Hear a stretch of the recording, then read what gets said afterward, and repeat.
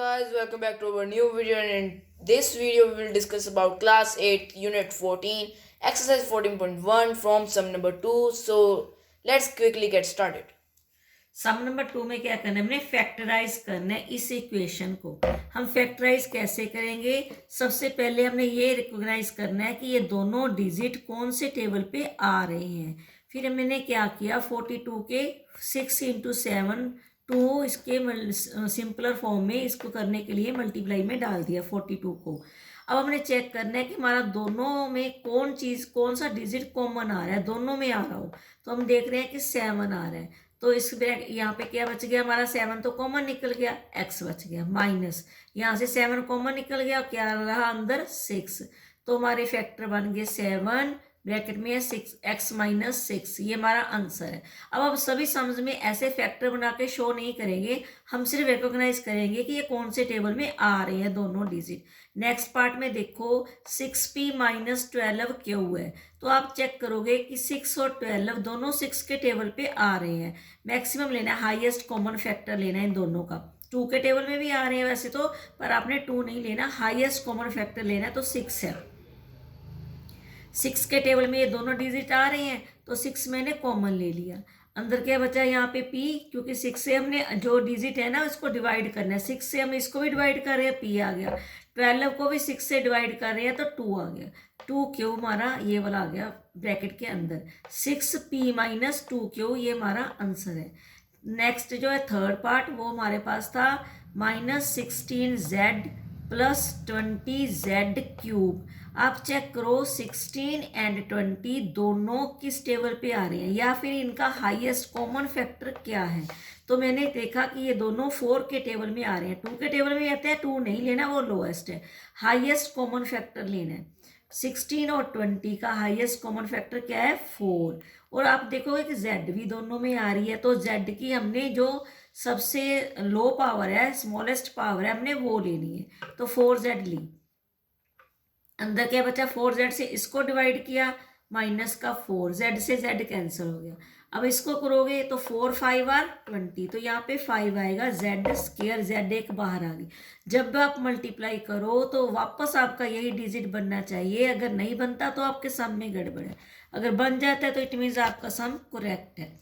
Next part है fourth, 7a square plus 14a।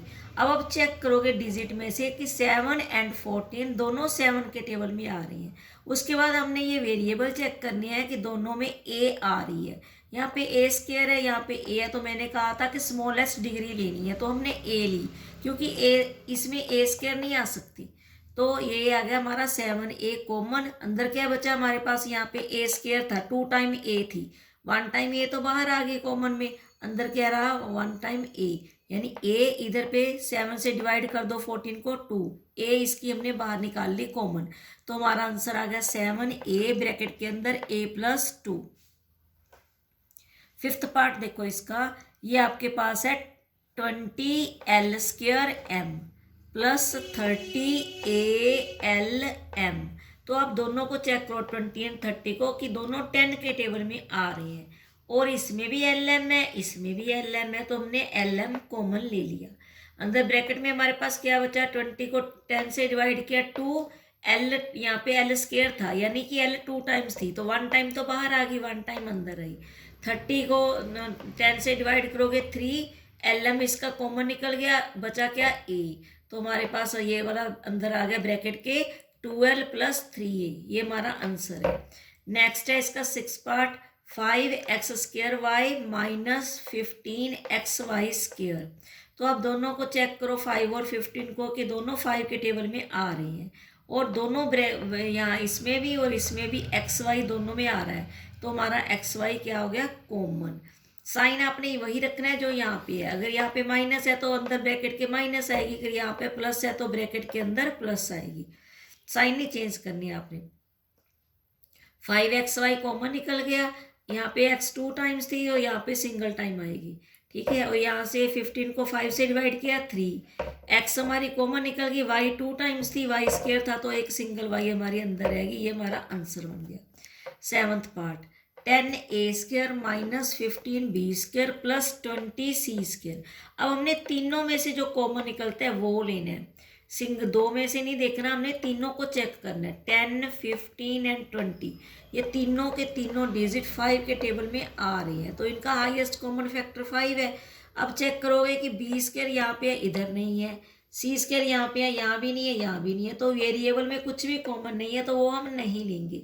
हम सिर्फ 5 कॉमन निकालेंगे जो कि तीनों में आ रहा है। 5 हमने लिया तो 10 को 5 से डिवाइड किया 2a², 15 को 5 से डिवाइड किया 3b², 20 को 5 से डिवाइड किया 4c²। That's is our answer. 8th part है -4a² plus 4ab minus 4ca।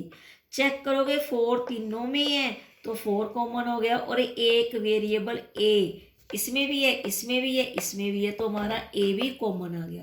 हमारा कॉमन में क्या निकला 4a, अंदर क्या बचा माइनस का 4a, यहाँ से a कॉमन निकल गया, 4 भी कॉमन निकल गया, ओनली b, यहाँ पे भी 4a कॉमन निकल गया, तो माइनस का क्या बचा c।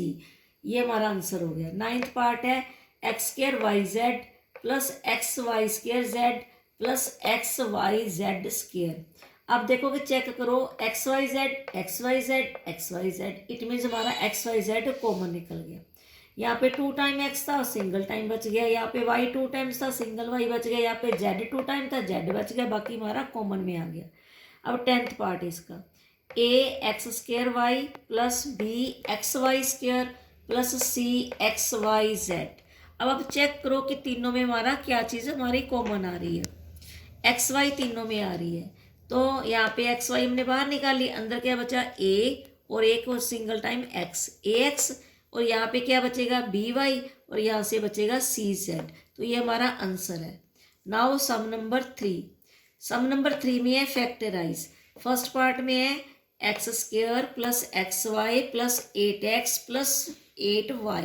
अब देखोगे कि ये 4 है, हमारे जो हमारे बने हुए हैं कोफिशिएंट ये 4 है, तो हमने क्या करना है इनके पेयर बना लेना है। 2 का पेयर एक हमने ब्रैकेट में डाल दिया 2 को, और नेक्स्ट 2 को हमने नेक्स्ट ब्रैकेट में डाल दिया।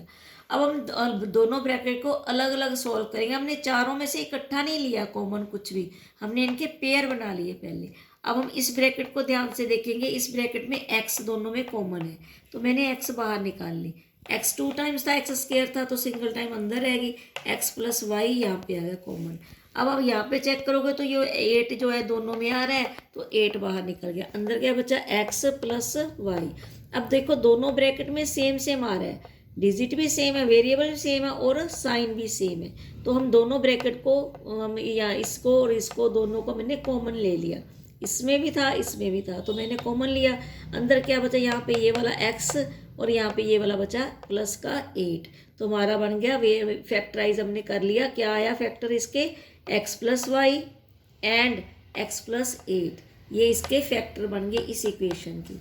सेकेंड पार्ट में है 15xy minus 6x plus 5y minus 2। इसमें भी हम वही प्रोसेस रिपीट करेंगे। क्या करेंगे, पहले 2 को वेरिएबल जो है वो हमने एक ब्रैकेट में रख लिए, ये वाला साइन प्लस का लगाया, फिर ये दोनों डिजिट हमने दूसरी ब्रैकेट में रख लिए। अब हम इन दोनों में से देखेंगे कॉमन क्या निकलता है। 15 एंड 6 ये दोनों 3 के टेबल में आ रही है, और x इसमें भी है, इसमें भी है, तो हमारा x भी कॉमन आ गया। तो अब डिवाइड करोगे 15 को 3 से, तो 5 आ गया, x हमारा बाहर निकल गया, तो ये y रह गया, माइनस 6 को डिवाइड करोगे 3 से 2 आ गया, x हमारा बाहर निकल गया। इस ब्रैकेट को चेक करोगे ना तो 5 दोनों में आ रहा है, ना ही y इसमें आ रहा है, तो कुछ नहीं कॉमन निकल रहा, तो हम कहेंगे 1 निकल रहा है, कॉमन 1 है इसका फैक्टर। ठीक है, तो हमने 1 अपनी तरफ से लगाया, मल्टीप्लाई 1 से करोगे तो कोई फर्क नहीं पड़ता। अब चेक करोगे कि 5y माइनस 2 दोनों तरफ आ रहा है, इधर भी आ रहा है, इधर भी आ रहा है, तो हमने क्या करना है, इसको कॉमन में ले लेना है। 5y माइनस 2 कॉमन आ गया, यहाँ पे क्या बचा, ये वाला 3x, और यहाँ पे प्लस 1, तो ये इस इक्वेशन के फैक्टर बन गए हमारे 5y minus 2 and 3x plus 1। Third sum का थर्ड पार्ट देखो, आपके पास है a x plus b x minus a y minus b y, ये है। हमने क्या करना है, हमने कॉमन पहले इनके पेयर बनाने हैं कि किसके साथ किसको अटैच करें। तो ए एक्स के साथ मैंने ए वाई ले लिया एक ब्रैकेट में, प्लस बी एक्स के साथ ये बी वाई ले लिया। सिर्फ साइन नहीं चेंज करने, साइन जिसके साथ जो है वही रखना है आपने।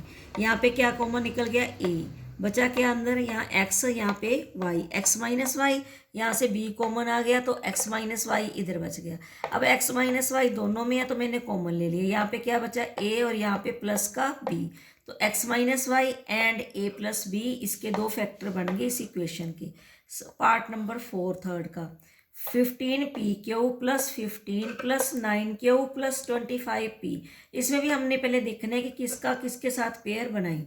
15p³ का मैंने ये 25p ले लिया, इसके साथ बना लिया, और इसको 15 और 9q का अलग से पेयर बना लिया।